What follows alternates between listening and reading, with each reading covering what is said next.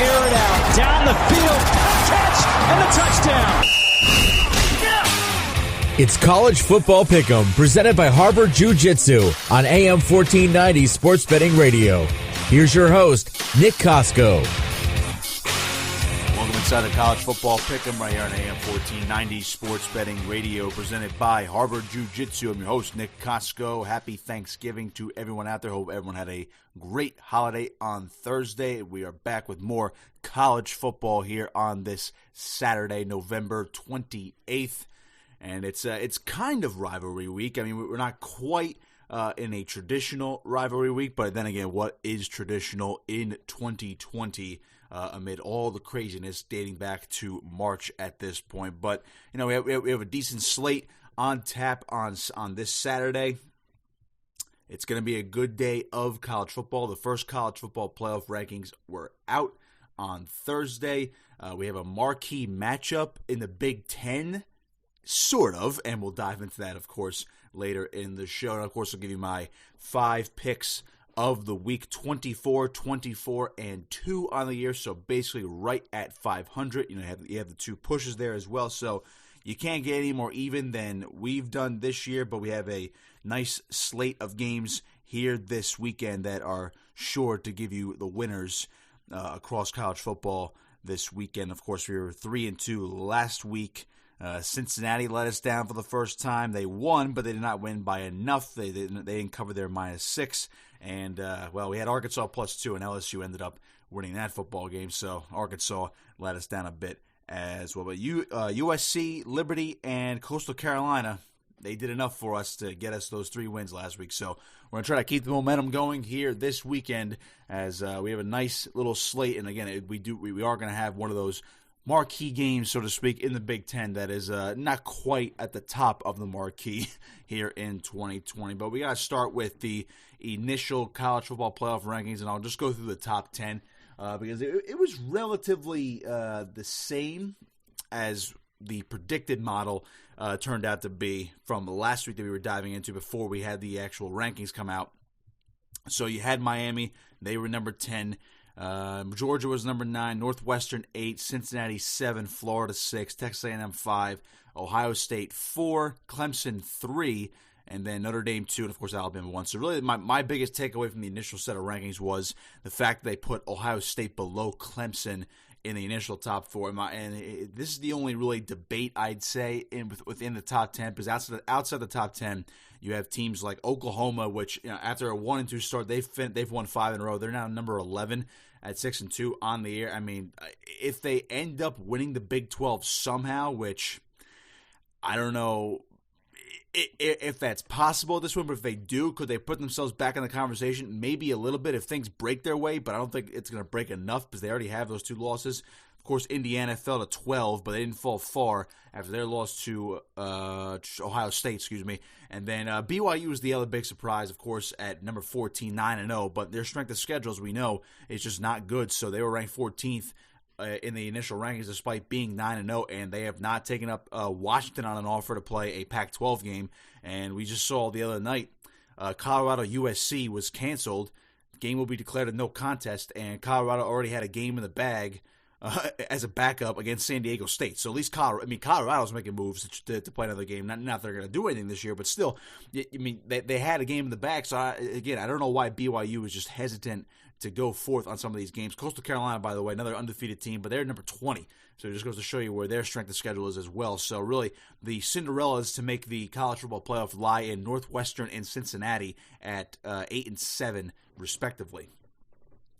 So, but I'll go back to my biggest surprise. My biggest takeaway was the fact that Ohio State was number 4 and Clemson was 3. And again, Clemson has a bigger resume. They're 7-1. They've played 8 games already this season, and Ohio State's only going to be playing 8 games total this year, including a Big Ten championship game should they make it, because they already had a game against Maryland canceled due to Maryland's COVID issues the other week. So going into their 5th game of the year, which is technically the 6th week of the Big Ten, Ohio State's only 4-0. And again, they are a pretty dominant 4-0 aside from the game against Indiana, which they were up 35-7, ended up winning 42-35 the other week. So that was close. Ohio State escaped disaster, but they are in the top four as they should be, because they are that good of a football team, because the teams right behind them in Texas A&M and Florida. Texas A&M's only loss is to Alabama, but they were dominated, but they've pretty much they've run the table elsewhere. They're 5-1. They look like a darn good football team in Florida. They're 6-1. Their offense is arguably the best in the country, led by quarterback Kyle Trask, who I mentioned last week, folks, or the other week. He's on a Joe Burrow pace. And I mentioned that put your money down on his Heisman chances, which were 10-1 the other week. I said the guy's at a Joe Burrow pace, and sure enough, he has 31 touchdown passes through 7 games. If they ended up playing 15 games like LSU last year, I have no doubt in my mind that he could probably crack 60 touchdown passes and break Burrow's record from last year, which would be insane. He is playing that well right now. But again, their only loss is to Texas A&M back earlier in the year when Texas A&M was coming off a loss to Alabama. So they're right where they should be. But Florida, of course, has the better chance to move up because they have the inside track in their division to win they're going to probably go to the SEC championship game, and then they'll play Alabama, and they'll have a chance to get into the top 4. But Ohio State, again, you're undefeated, but you're behind a one-loss Clemson. On paper, it doesn't make sense, but of course, Clemson has played more games, and they've built up more of a resume. And Ohio State's latest win is over Indiana, which is now 12th. But again, it was close, and they nearly blew it. And I know they look at the wins, but you have to also look at the eye test. So does the eye test tell you that Ohio State's better or Clemson's better? Well, Ohio State's played. They played Rutgers the other week. And again, Ohio State's schedule is not the strongest either when we're breaking it all down, because they haven't really played too many teams within the Big Ten. And really, nobody in the Big Ten is that good this year. They beat up on Nebraska. They beat up on a bad Penn State team, and then they edged out. I shouldn't say edged out, but they beat Rutgers. And besides Indiana, Rutgers scored the most points against them, 27. Rutgers was down in the same type of hole as Indiana, and they answered back as well. Again, Rutgers is not as good as Indiana, but really their only good win is over Indiana. And then they have Illinois today at noon. Then they have Michigan State, who's not good. And then they have Michigan at home. Michigan, not that good this year, but again, it's a rivalry game, so you never know what can happen. But again, Jim Harbaugh has never beaten Ohio State. So where, to me, is your top part of the schedule? You're not playing Northwestern, you're not playing Wisconsin until a Big Ten championship game. And right now, it looks like to be Northwestern. So that's a nice little transition right there into Northwestern, because they have a fast track to the Big Ten championship game at this point. They beat up Wisconsin 17-7, great defensive affair. But now Northwestern at 5-0, they're rolling right now. This looks like a much better team than the one that made the Big Ten championship game a couple years ago, and they were decimated by Ohio State the other year in the Big Ten title game. But this year, and this team's for real. They're a 13-point favorite on the road against Michigan State, and Michigan State, of course, is no good. Their only win being over Michigan, and what does that really tell you this year? But Northwestern, I'll just roll through. I'll roll through their first 5 games so far this year. 43-3 over Maryland. They just beat Iowa on the road, 21-20. They beat Nebraska 21-13. Nebraska, Purdue, they won by a touchdown, and then they beat number 10 Wisconsin. Previously number 10 Wisconsin, 17-7. So they've won close all year, aside from the first game against Maryland, and then Maryland ended up picking it up after that loss with Taulea Tagovailoa. So maybe Maryland is halfway decent. But Northwestern, they've earned this ranking because they've won 2 road games. It's all conference games. And, of course, they just shot up the rankings, but they haven't lost yet. It's a weird year. And, again, Wisconsin was a top 10 team at the time when they beat them. So, yeah, I think Northwestern definitely deserves to be in the top 10 right now. They are showing that they have a suffocating defense. The offense can get it done. And, again, you look at the rest of the way for their schedule. At Michigan State today at 3:30, they're nearly a 2-touchdown favorite. And that's a little preview for the picks as well. They're nearly a 2-touchdown favorite on the road, and then they're at Minnesota, who's also not that good this year, and they host Illinois. You mean to tell me Northwestern can't go 8-0 and then play in the Big Ten championship game? And I don't know if they're going to give Ohio State a run for their money, but Indiana exposed some things. If you have an explosive offense, you can keep up with them, but it seems like Northwestern plays the opposite way. They have a suffocating defense. So can they slow down Justin Fields and the Buckeyes? If they do and they keep that game close, you never know what can happen. I'd still take Ohio State in a heartbeat. But, Northwestern provides, to me, a very intriguing challenge to the Buckeyes. And again, I would say as long as Northwestern wins out, these last 3 games and they somehow upset Ohio State, yeah, they're absolutely in the college football playoffs. So don't discount the Northwestern Wildcats from getting into the top 4. They have a chance. They're right there. They're in the top 10 for a reason. I think what everybody was really complaining about in terms of the top 10 was Georgia. Because Miami's in the top 10. They're number 10.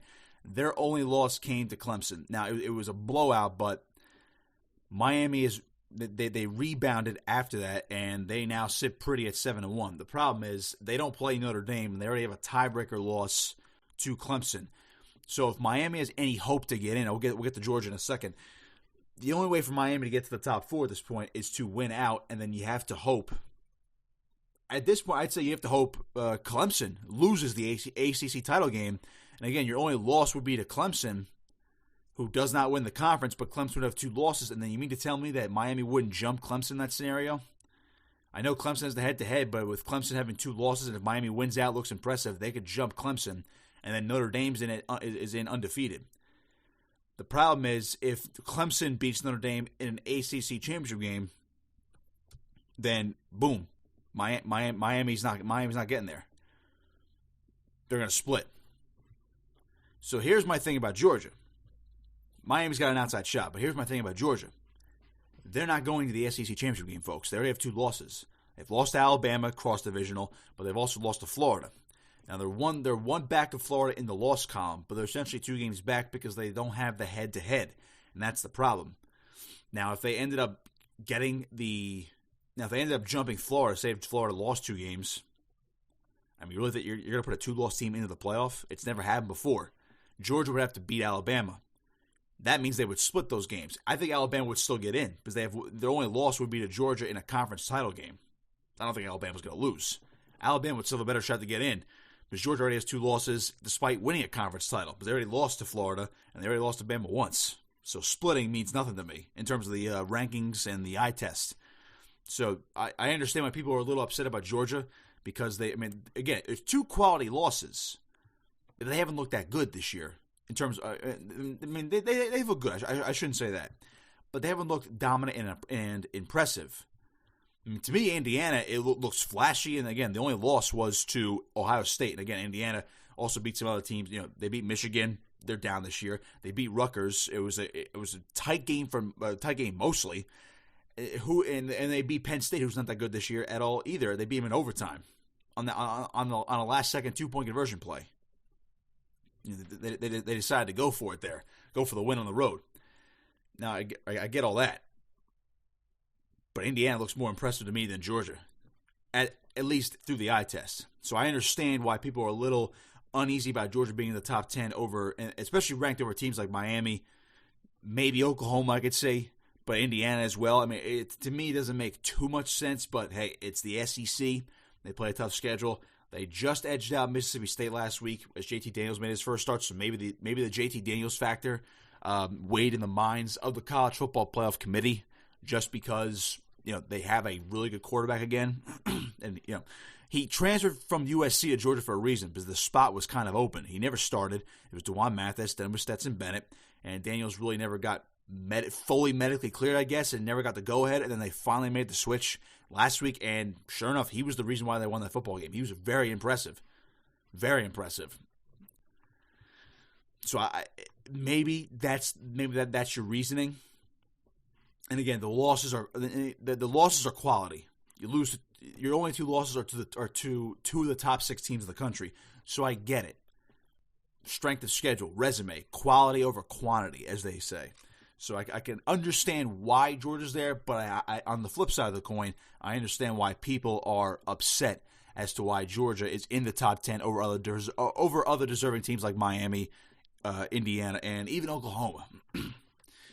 So that's basically the gist of where the college football playoff landscape lies right now. And again, if you look at the top 4, we're pretty much in the situation where we talked about this last week.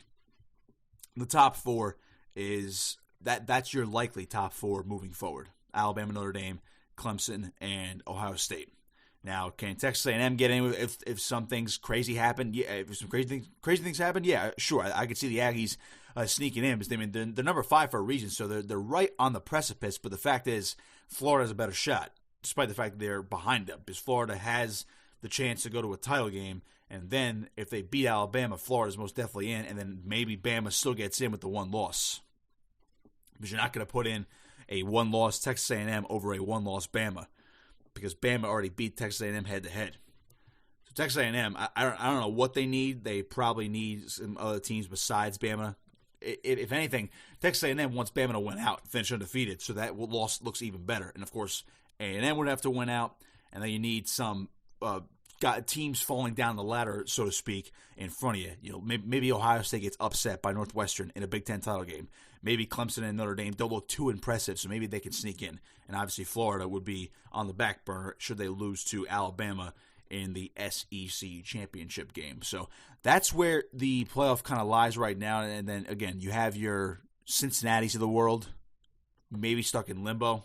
And they had a game against, and their game against Temple was canceled this week as well. So Cincinnati is in a tough spot, at least right now, because they only have, I believe it's only one more game against, yeah, that's right. So they have a game against Tulsa on the 12th. It was rescheduled. They were supposed to play them back way earlier this year. I believe it was late September or early October. So that game was pushed back to December 12th on the road. Now, that's a ranked matchup as of right now. Tulsa's number 25 in the country. If it stays like that, you can at least bolster the resume of Cincinnati. Now, again, since Tulsa had their game against Houston postponed this week, they play at Navy next week, and then they host Cincinnati. So Tulsa, should they win 2 more in a row and they're 7-1, I'd say they're at least a top 25 team, and Cincinnati's not going to move anywhere. They'll probably stay within the top 10 because they are undefeated, and they've looked very impressive doing it all year long. I mean, they were still impressive against UCF last week, just a closer win than normal. That's all. Otherwise, they've beaten everybody else by double digits. So Cincinnati, if they're going to have any hope for the group of 5 to make the top 4 this year, they're going to have to beat Tulsa twice, because right now the American Conference standings have this as follows. Even if Tulsa lost to Navy already has 2 conference losses, and that'd be the second one the first one for Tulsa. And then I mean Navy could sneak in, I guess, depending upon the tiebreakers. But if Tulsa loses 2 in a row now to Navy and then Cincinnati, they have 2 conference losses. Cincinnati then awaits the winner. They beat everybody else, and you have to go through tiebreakers. So let's say if Navy has a shot there, SMU already beat Navy, so there you go. And SMU has 2 conference losses. So I don't think Navy's going to get in. But I mean, Cincinnati will have a rematch against somebody in the conference title game, and more than likely it's going to be against Tulsa. So they could hypothetically play Tulsa on the road on the 12th and then host them for the conference title game the very next week. And you might say, well, if you're going to play the same team twice, you know, why go all out to be in the first time? Well, if you're in the case of Cincinnati, you're guaranteed a spot in the conference title game, but you want to finish 10-0 and have a chance for the playoffs. So you better beat up Tulsa the first week on the road, and then the next week beat them up again in the conference title game and say, hey, yeah, we were this dominant all year. We deserve a shot at the playoff. That's really Cincinnati's only path to finish 10-0. You beat Tulsa twice, so at least you have another ranked win on your resume. Because their last one was SMU on the road, 42-13, when SMU was a top 20 team. And they beat Army early in the year. Army was number 22 very early in the year, so they can look at that as, I guess, kind of a ranked win, even though Army is not really close to that caliber at this point where they're number 22. They're 7-2, but they're not ranked. They have a loss to Tulane. After they lost to Cincinnati, they beat a couple of no-names, and they had a game against Air Force postponed, and then they lost to Tulane, and they just barely beat Georgia Southern. So how big is that win for Cincinnati, really? So you need to dominate Tulsa twice, essentially, if you have any prayer of getting in. And I would love to see Cincinnati in, don't get me wrong. Group of 5 represent. So that's where we are. Most of the scenarios played out, and today could prove to have some staying power, or today could determine a lot of things. Alabama plays Auburn, the Iron Bowl. We know Alabama's number 1, and they look unbeatable right now. You never know. Northwestern, as we mentioned before, on the road against Michigan State. You know, what if they lose? Then they're out of it. If they lose on the road, they're done. Northwestern's done if they lose on the road to Michigan State today. Alabama, they're not. I wouldn't say they're done, but they're gonna take a nice little tumble if they lose to Auburn today. And it gives Texas A&M, and it might actually hurt Texas A&M's case, because then Texas A&M's only loss is to Bama, who ends up losing to Auburn, and Auburn just bounces back. Auburn can't beat out Alabama for the title game appearance. They already have 2 conference losses, and Alabama is they play Arkansas next week. You think Alabama's gonna lose 2 in a row?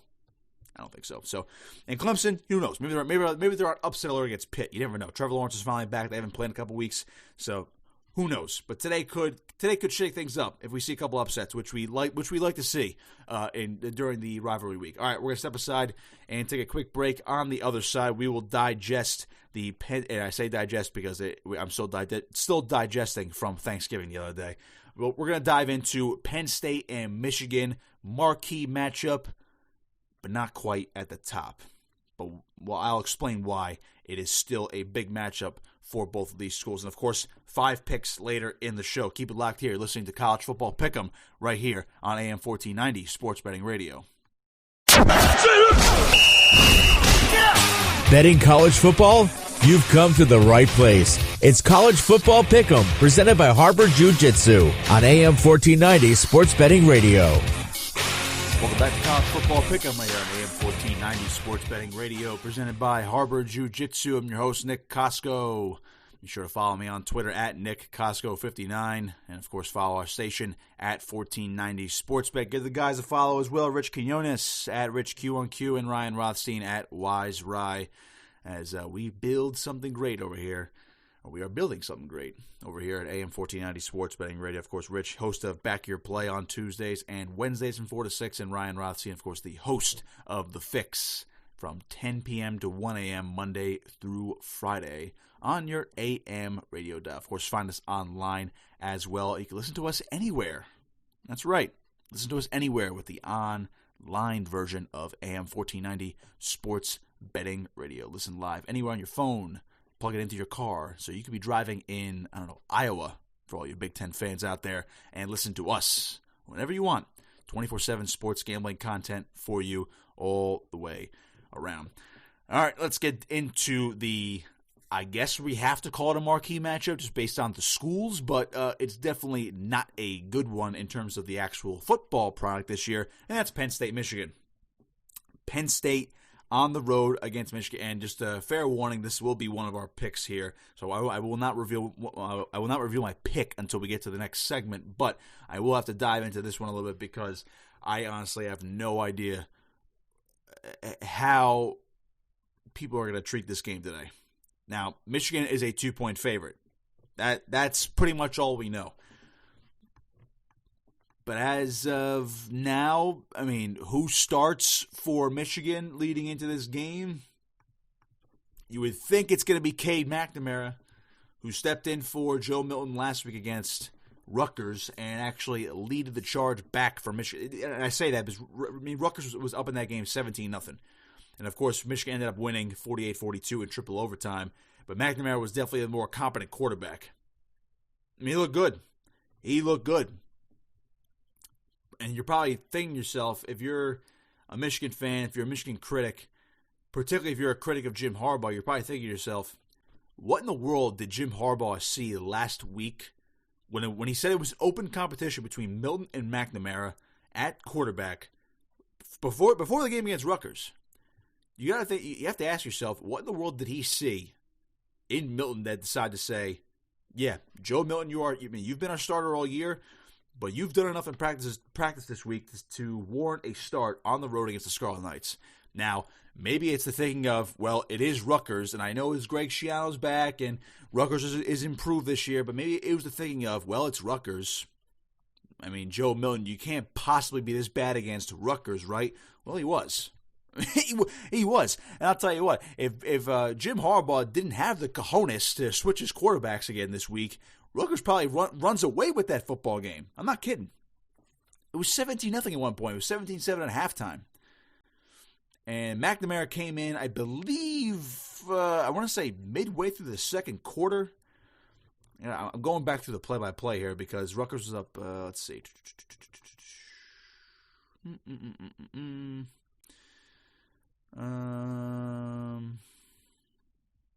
14-0. Milton's still in. Rutgers gets the field goal, and then so Rutgers goes up 17-0, right? And that's in the second quarter. Once they're up 17-0, that's when Harbaugh says, "All right, let me pull you. Go in, Cade. Go ahead. 3 plays, touchdown." They have a run for 3 yards, and then McNamara completes a 14-yard pass into Rutgers territory, and then from 46 yards out, he found Cornelius Johnson for a touchdown. So just like that, it's 17-7. Then Rutgers punts, and then Michigan had an 11-play, 48-yard drive that ended with a missed field goal. Quinn Nordine, the kicker from Michigan, he missed 3 field goals on last Saturday. So Michigan immediately battled back. That could have easily been a 17-10 or even a 17-14 ball game at the half when McNamara came in. It was 17-0. Let's just say Milton plays at the pace he was playing last week. It's probably 17-0 at halftime. Maybe 17-3. I'll give him credit. Maybe still 17-3 or even 17-7 like it actually was with Milton in there. But Michigan led off the second half with a touchdown. Rutgers immediately responded, which was great. It was 24-14. Now, if Milton's in there, I don't think they respond after a Rutgers touchdown at 24-14. But they score. It's 24-21. Rutgers gets a field goal, so it's 27-21. So Rutgers scored in their first 2 possessions of the second half. And then back-to-back punts. Michigan scored a touchdown, went ahead, punt by Rutgers, touchdown Michigan, and then Rutgers scored a touchdown at the end of the game to tie it with a 2-point conversion, and then that's when they went to overtime. And, of course, we wouldn't be even talking about this part of Michigan if there wasn't 2 missed field goals in the first overtime. Michigan missed a field goal. That was Nordine's third. And then Rutgers basically played it too safe for a 45-yard field goal with a walk-on kicker who's a soccer player. And he missed it just to the left. But if Rutgers makes that field goal in the first overtime, we're not even talking about this. We're probably talking about Jim Harbaugh already being fired. And I said that last week. Harbaugh wouldn't make it out of Piscataway if they lost last week. They were that close. That close. Even with the quarterback switch, they were still that close to blowing the game after they came all the way back. So, the reason why Michigan is only favored in this game is because they're playing Penn State. You thought Michigan was bad. Penn State's worse. They're 0-5. And they've had opt-outs. They've had injuries. But what in the world is James Franklin doing with this football team this year? I have no idea. I have no earthly idea as to what James Franklin is doing with the football team. At least when I look at Michigan's schedule, you would think they'd beat Penn State today. Then they have Maryland next week. We don't know what Maryland is. That could have been an enigma, or an anomaly, with Taulia Tagovailoa just firing everything perfectly for a dominating Maryland offense. That game's at home. They have 2 straight home games, Michigan. You could easily see them beating Penn State and Maryland, and then all of a sudden they're 4-3. Then they have to go on the road and play Ohio State in their rivalry game on the 12th, but Michigan could be easily 4-3. Now you're still panicking about Jim Harbaugh a little bit, saying, well, is he safe for next year? Which I still ultimately think he is. 1 year left in the deal, giving him one last shot to say, all right, basically 2021 with a full preparation in the offseason.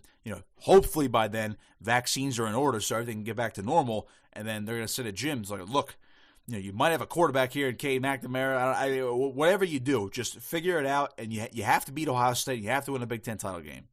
You have to win the Big Ten title, or at the very least, beat Ohio State. And if you get to the Big Ten title game, try to win it. we would love for you to beat Ohio State and win the Big Ten, so you can get to the playoff. Even if you don't get to the playoff, just do something. Do something magical next year that you haven't done yet in your first 5-6 years. I mean, please. That they're begging for that. That's why I think they're going to keep 1 more year. They still have him for 1 year under his contract, unless, of course, an NFL offer comes along before next year, and it's too enticing to turn down, and Harbaugh wants to just get back to the NFL and out of college and avoid letting down his alma mater even more. But he's fine. Michigan is much less of a mess because I believe those issues are fixable moving forward. Penn State, what happened? What happened to Penn State? This team's won 11 games 3 times under James Franklin. Here are their losses this year. Indiana by a point. All right, freak loss. That was at Indiana. All right, what are you going to do? 38-25 to Ohio State. Okay, competitive. We know how great Ohio State is. 0-2. It's like, all right, Not good, not ideal. I know the schedule was tough, but realistically, you would have thought 1-1 at the worst because you should have beaten Indiana. And then who knows? I mean, you always play Ohio State well. But okay, I could see a loss. Maryland, no, 35-19. I don't get it. Nebraska, for everyone who wants to criticize the teams that are supposed to be good in the Big Ten, Nebraska, what the heck? Luke McCaffrey. Yeah, that's Christian McCaffrey's youngest brother. He's a freshman, and he started for Nebraska. And he played well enough to beat Penn State. Nebraska was up in that game 27-6 at halftime. No chance for Penn State. They lose 30-23. Now you're 0-4. Now the panic's setting in. You think, all right, there's no possible way we're going to go 0-5, right? No possible way. We've never been 0-5. We're going to be 0-5 this week against Iowa at home? No way. We'll beat Iowa. Iowa's a tough matchup, but no way. Lose 41-21. What is going on with James Franklin and company? They've gone through two quarterbacks, Will Levis, the backup, sorry. Sean Clifford was the starter. Sean Clifford and Will Levis. I know you have no Journey Brown. His football career is over because, unfortunately, he has a heart condition. And, I mean, that really sucks to see. But up until last week, Sean Clifford, their starting quarterback, who was pulled for Will Levis, they've both played. Clifford was your leading rusher. And I get you have no Journey Brown, but come on, man. Devin Ford, he still has less rushing attempts than Clifford. But now Ford's the leading rusher on the team, 209 yards, and he has 2 touchdowns. He's only averaging 3.7 yards a carry. Jahan Dotson, at least he's having a decent year for Penn State. 31 catches, 527 yards, 6 touchdowns. It's great. Pat Freiermuth, their top tight end, who's going to be probably a first-round draft pick.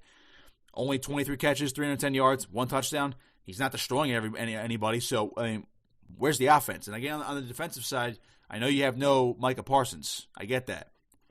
But you still have a pretty darn good defensive end in Jason Owe. But he has no sacks this year. 33 tackles. No sacks. So the defense is underperforming. So everybody's underperforming on Penn State. At least for Michigan, you've had your spots of offensive brilliance, i.e. Cade McNamara against Rutgers. And again, that's against Rutgers. But you look at both these squads. I mean, when you break them down, it's a mess. It's an absolute mess. It's nearly a dumpster fire. It probably is a dumpster fire. I'll tell you what, it would have been a true dumpster fire if Penn State was still 0-5 and Michigan happened to lose to Rutgers last week and they were 1-4. Then the alarm bells are sounding. I mean, this game is noon on ABC, national television. That's the only reason why, folks, Michigan's a 2-point favorite. Because they're at home and they're playing Penn State. If Penn State was any way competent this year, Michigan would not be the favorite at home. They wouldn't. Michigan's only a 2-point favorite when Penn State's 0-5. Imagine Penn State won a game or two. Imagine they beat Indiana at the start of the year. Imagine they actually beat Nebraska. If Penn State's 2-3 rather than 0-5, I'll tell you what, Penn State's probably the favorite on the road. Or it's a pick'em. But that's how bad Penn State is right now. In fact, I am not confident in Penn State beating Rutgers next week. I'm more confident in my alma mater to pull off a big program-changing win. I don't care how bad they are. And the same went for Michigan last week. Rutgers could have beaten Michigan last week and then beaten Penn State next week. Who cares if they're bad? Did you win? Yeah. We beat Penn State and Michigan the same year. Yeah. As a Rutgers alum and fan, I would take that. Take that all day. That just goes to show you where all these programs are right now. Rutgers is in a true rebuilding phase. Michigan can barely beat them. Penn State might not beat them next week. I mean, does Penn State not win a game this year? Vegas has them as underdogs, as I mentioned, folks. 2-point. I mean, it's close, but 2-point underdogs against Michigan. If Michigan kind of gets back on track, you're looking at an 0-6 Penn State team going against a 1-5 or 2-4 Rutgers team next week, depending on how Rutgers does against Purdue today. Does Penn State go 0-7 before hosting Michigan State in the final game of the year? Seriously. And also, if Penn State's 0-8, Does James Franklin go? Is James Franklin gone? Don't forget, James Franklin revived this program. In the aftermath of the Sandusky scandal at Penn State, I mean, whoever took the Penn State job was going to get scrutinized for saying, why in the world would you go there? But don't forget, Franklin did a hell of a job at Vanderbilt. He rebuilt Vanderbilt. That was, again, it's more of a bottom-tier SEC job. So you understand why he jumped from Vanderbilt to Penn State. But he was 24-15 at Vanderbilt in 3 years, 2-1 in bowl games, and in the first 2 years at Penn State, they were 7-6 each year. Won a bowl game, lost a bowl game. But then, 2016, 11-3, lost the Rose Bowl, but they won the Big Ten that year. Don't forget, folks, for how bad Penn State is, and for how much Franklin might be on a worse he might be on a hotter seat than Harbaugh right now, especially if they finish 0-8, which is totally possible. Don't forget, Franklin's won a Big Ten title. Harbaugh has not, since they both entered the Big Ten. Franklin led Penn State to three 11-win seasons in 4 years. One was a Big Ten championship year. 2017, they're 11-2. They win the Fiesta Bowl. They didn't make the conference title game. 9-4 in 2018, bit of a down year. But last year the team was 11-2. If it weren't for a historic Ohio State team again, they could have won the Big Ten. They won the Cotton Bowl. Beat up Memphis. I mean, this team has gone to the New Year's Six a couple times.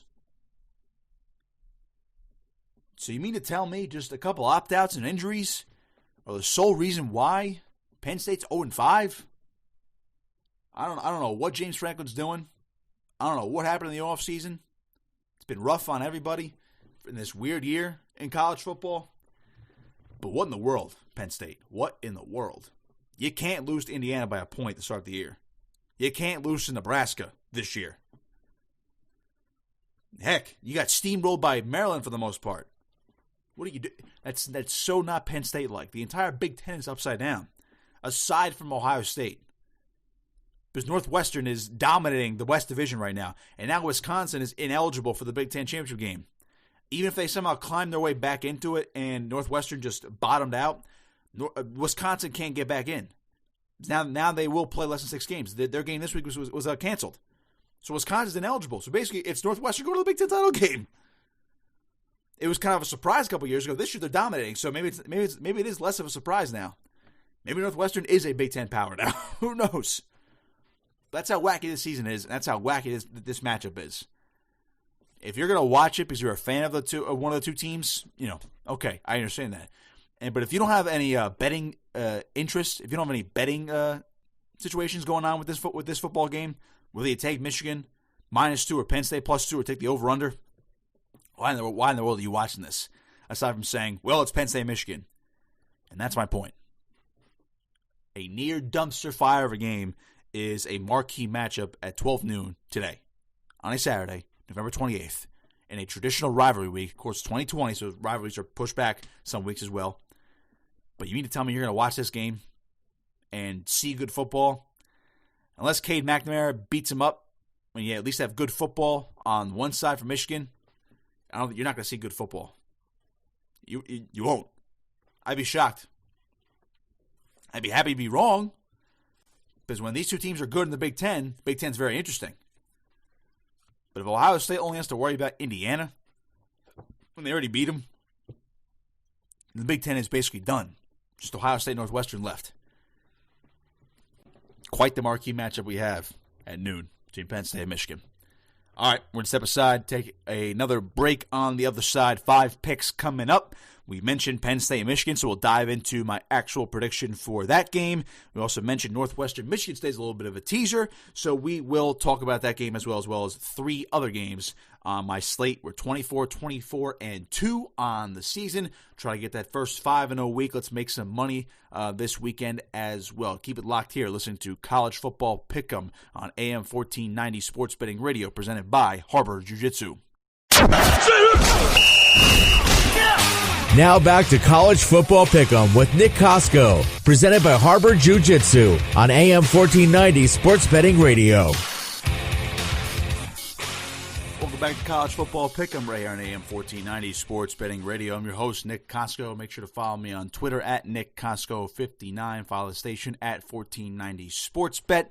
As we now head into our pick segment, let's rock and roll here, folks, as we have 5 more picks for you. And, of course, you can hear my picks all the time. Nick's Picks on Back Your Play on Wednesdays with Rich Quinones. We do that segment every Wednesday around 4:20 p.m., and Rich, likes to rib me a little bit, but he's giving me a little credit. I'll say it for another week in a row here. He's giving me a little credit for bouncing back. At one point, folks, we were just not looking good.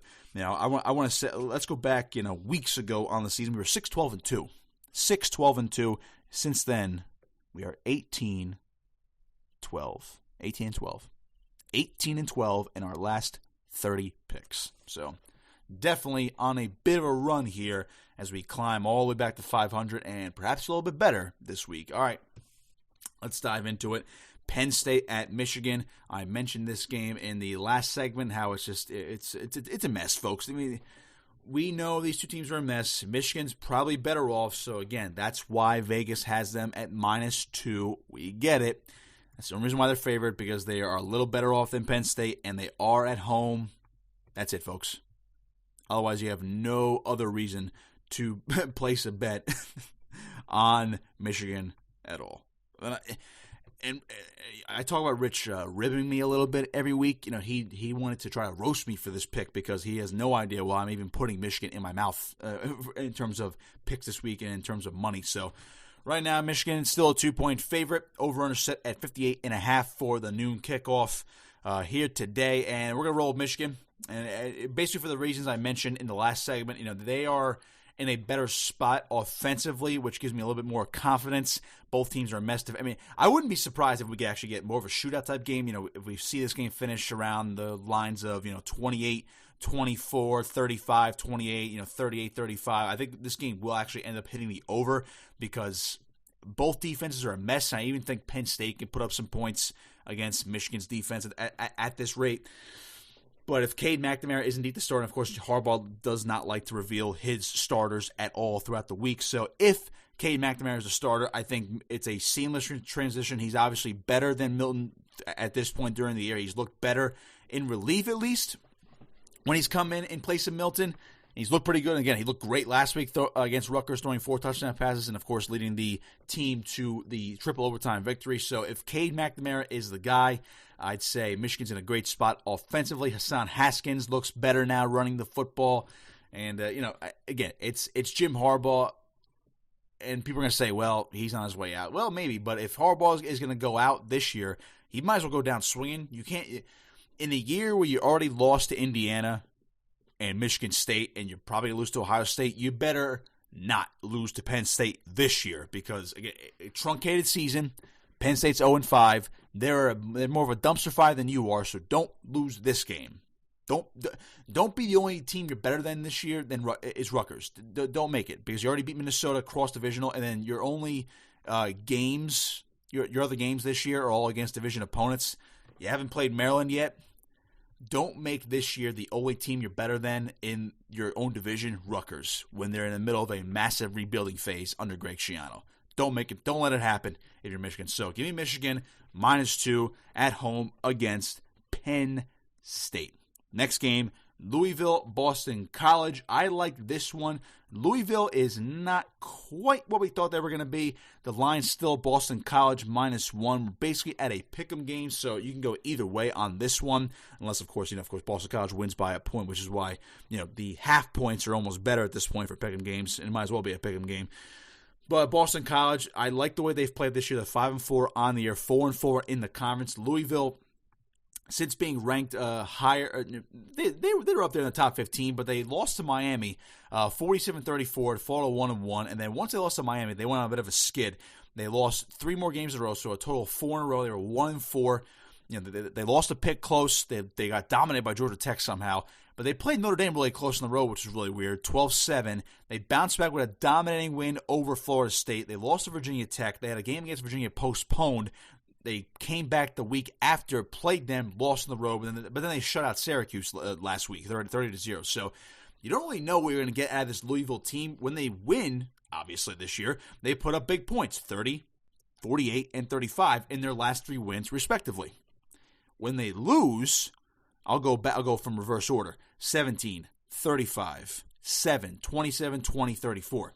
So they can still put up points, but you have some of those stinkers in there, like the Notre Dame game, like the Virginia game, and I'll even say the Pitt game. They lost by 3, but they only put up 20 points. Malik Cunningham is a good quarterback, but he hasn't really shown it this year. I mean, remember early in the year when we thought Malik Cunningham, Tariq King, what a matchup between ACC quarterbacks. I mean, the ACC is loaded with quarterbacks this year. What happened to Louisville? I like Boston College. They've been one of our darlings this year, along with Cincinnati, in terms of our pick segment. Again, they have alternated wins and losses since basically since opening weekend. They won 2 in a row. They were 2-0, and since then they've gone loss, win, loss, win, loss, win, loss. Lost to Notre Dame last week, so naturally it means they're going to win this week. They're a 1-point favorite at home against Louisville. I like them. I love what Jeff Hafley's doing. That defense is for real. Phil Jurkovic, the quarterback, pretty solid. The transfer from Notre Dame, he's played pretty well this year, so I'll give Boston College a little credit here. I got them -1 at home against Louisville. Northwestern at Michigan State. That is the biggie in the Big Ten this week, of course, because aside from Penn State, Michigan, which we already know is a dumpster fire marquee matchup, Northwestern, how do they respond after an emotional victory over Wisconsin last week? All right, Northwestern, this is your time to shine, and this line has moved to 13, by the way, so we are going to make a note of that instead of 13.5 where we originally got it earlier in the week. So they are at a 13-point favorite, and for some reason, folks, I'm going to go with Northwestern. 2-touchdown favorite. Now, again, I mentioned their schedule before, Northwestern. They've put up 43, 21, 21, 27, 17. They don't score a lot since that first game. They really don't score a lot, but that defense is really good, and I don't trust Michigan State. Michigan State's only win this year is over Michigan, and we know, and again, we can go on and on and on about Michigan this year. But since Michigan State's win over the Wolverines, over their in-state rival, they have not been good at all. At all, folks. And don't forget, Michigan State also lost to Rutgers opening weekend at home, 38-27, and turned the ball over 7 times. They edged out Michigan somehow, but then they got dominated by Iowa 49-7, and they lost Indiana 24-0. So they've scored a combined 7 points in the last 2 games. And they had a game against Maryland canceled last week. So does the week off give Michigan State a bit of a boost against a big, and this is a big matchup for them against Northwestern, because you wouldn't think Northwestern is going to be this good this year. Maybe they would have been on the outside looking in. Maybe they would compete with Wisconsin, as they always do, but Northwestern is for real. And if Northwestern can shut down Michigan State offensively, and again, if Michigan State got shut out by Indiana and they lost 49-7 to Iowa, I have no doubt Northwestern's defense can do the same against Michigan State. Now, do I expect Northwestern to score a lot of points in this game? No, I'm not thinking 35 points for Northwestern, but I could easily see a 28-10, 28-7 type of game, and that's why I'm leaning towards a big line here, folks, but 13 points for Northwestern, again, is a lot, but I like it enough where I'm going to say, you know what? I'll take it because that defense is good. Michigan State is no good. And Peyton Ramsey not playing that bad this year, quarterback for Northwestern. He's 96 of 155, so not too bad. 926 yards, 8 touchdowns, 4 picks. Hey, got the kid's 5-0. Rocky Lombardi, he's a turnover machine, folks, for Michigan State. 7 picks on the year, only 6 touchdowns. And he's 68 of 119, so just above 50% completion percentage for him. And I gotta say, folks, Pat Fitzgerald has something brewing. So I'll be a little crazy and take the 13 points here. If you go by their points per game, it's 25.8 to 15.3. So right there, right on the line, 13.5 actually. Or sorry, 10.5 right there. So we're close. We're close to the line. I think Northwestern is going to end up doing enough here to warrant basically being a 2-touchdown favorite on the road. It is kind of crazy, but hey, got to be crazy here in 2020 just a little bit. All right, Kansas State at Baylor. I'm really surprised at this one. I looked at the initial line in this one. Baylor's a 1-win football team this year. Kansas State kind of good. They don't have their quarterback, Skylar Thompson, anymore, but they still have a good running back in Deuce Vaughn. And at one point, we were talking about Kansas State possibly being in the Big 12 championship game. So I don't know where I kind of don't know where this line came out of. And again, it was 5.5 earlier in the week. I'm trying to get the updated line for you in case it did move. But I mean, I'm going to go with Kansas State here. I just don't understand why they are nearly a touchdown underdog this week. It doesn't make any sense to me because Baylor, it's still 5.5, by the way. This is tonight. Let's look at Baylor's schedule real quick. Their only win is over Kansas, who stinks. Really bad. Baylor had their first 2 games postponed. They come out and dominate Kansas. They lose to West Virginia by 6. Postponed game against Oklahoma State. They lose to Texas by 11. Lose to TCU by 10. Lose to Iowa State by 7. And they just got edged out by Texas Tech last week. Kansas State's better than Texas Tech. They're better than TCU. Frankly, Kansas State might be better than Texas at some points this year. So the fact that Kansas State is a 5.5-point dog on the road, I mean, it's almost easy money for me. But again, there's no easy money in this business, folks. But again, I will roll with Kansas State here. Plus 5.5. Go Wildcats. Plus 5.5 for Kansas State on the road at Baylor. Pitt at Clemson. Yes, folks, we are back in the Clemson business. I don't know why, but for some reason, I like this game. And this is how I explained it to Rich on Wednesday. Clemson's 24-point favorite. That line has not moved. They host Pittsburgh. Pittsburgh 5-4. They've had some good games. They've had some bad games this year. Clemson, only loss this year, of course, is to Notre Dame. And it was without Trevor Lawrence. And therein lies my point. Without Trevor Lawrence. Now, again, DJ Uiagalelei, could he have beaten Notre Dame? Did he do enough to beat Notre Dame? For the most part, he did. Clemson's defense wasn't good in that game. But here's Clemson the rest of the way. Here's Clemson on the schedule with Trevor Lawrence. Now, again, they didn't have him against Boston College, and they beat Boston College 34-28 the week before Notre Dame. And, of course, their game last week was canceled at Florida State last minute. That's when Lawrence was supposed to come back. But before then, Lawrence in the offense put up 47 points against Syracuse, 73 against Georgia Tech, 42 against Miami, 41 against Virginia, 49 over Citadel, 37 against Wake Forest. This team scores a crap ton.